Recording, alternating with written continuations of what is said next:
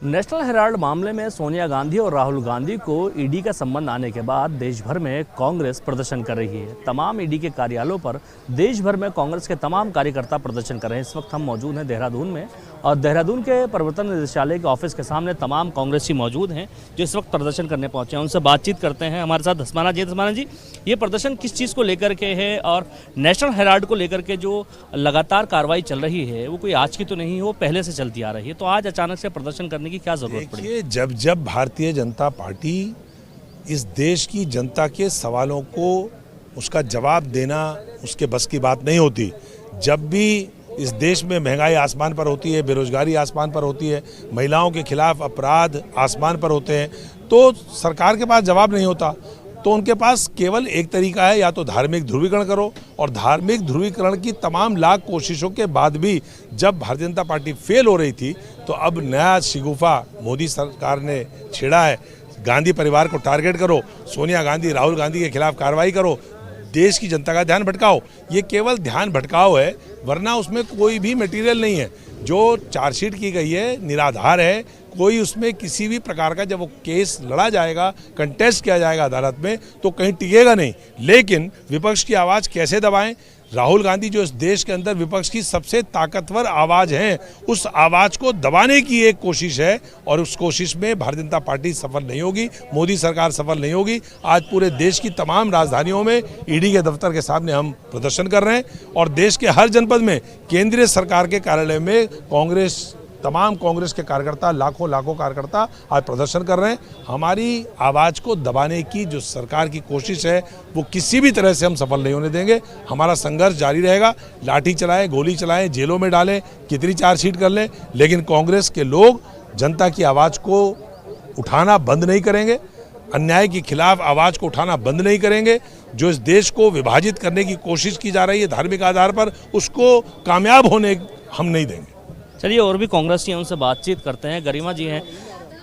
गरिमा जी, आज प्रदर्शन करने आप लोग पहुंचे हैं। जिस नेशनल हेराल्ड मामले में ये पूरा केस चल रहा है, 2014 से जारी है, आज अचानक से जो संबंध आए हैं उसके बाद तमाम पूरे देश भर में कांग्रेसी आग बबूला हो गए हैं और ईडी के तमाम दफ्तरों पर ये प्रदर्शन किया जा रहा है। लेकिन ये केस तो भारतीय जनता पार्टी के एक सांसद, पूर्व सांसद ने दर्ज कराया था, वो केस अभी ट्रायल पर है, तो प्रदर्शन करने की जरूरत क्या पड़ी? नहीं, बहुत अच्छी बात है, आपने केस अब दर्ज कराया है, मामला कोर्ट में जाएगा और दूध का दूध और पानी का पानी हो जाएगा कि इस मामले में है कुछ नहीं। ये डर है मोदी सरकार का, मोदी और शाह की जो प्राइवेट कंपनी है उनका डर दिखाता है, क्योंकि अभी हमारा अहमदाबाद में जो अधिवेशन हुआ उसकी सफलता से ये बौखलाए हुए हैं। 9 से 10 विधानसभा राज्यों में विधानसभा चुनाव होने हैं, और उसमें जो हमारा एक मजबूत पक्ष निकल कर आ रहा है, हमारा गठबंधन बड़ी पार्टियों से हो रहा है और जीत की पूरी संभावनाएं दिखाई पड़ रही हैं, तो कहीं ना कहीं जो है ये उनका बदले की भावना से और नफरत से प्रेरित कदम दिखाई पड़ता है। और इस मामले में है कुछ नहीं, बोतल में से जिन 12-13 साल बाद निकाला गया है। और हम तो बिल्कुल बधाई देना चाहते हैं राहुल गांधी जी और सोनिया गांधी जी को कि चलिए इसी बहाने सही इस मामले का पटाक्षेप होगा। जब ये कोर्ट में पहुंचेगा तो देश की जनता को पता चलेगा कि मामले में है कुछ नहीं, 0 बटा सन्नाटा।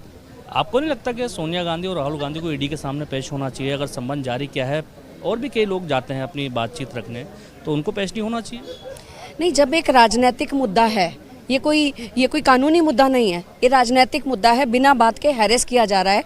और ये खाली सोनिया जी और राहुल जी नहीं है। अब देखिए झारखंड में इन्होंने हेमंत सोरेन के साथ क्या किया, वहाँ भी वही इतना उनको हैरेस किया और इवेंचुअली सरकार बनी ना।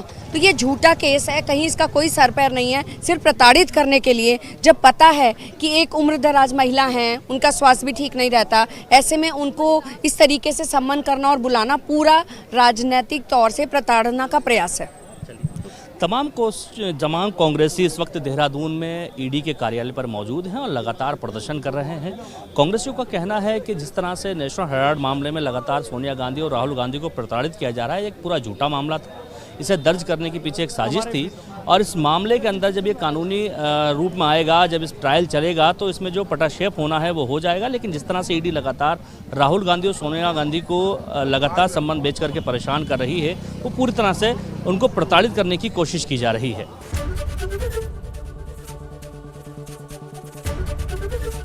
एबीपी गंगा, खबर आपकी, जुबान आपकी।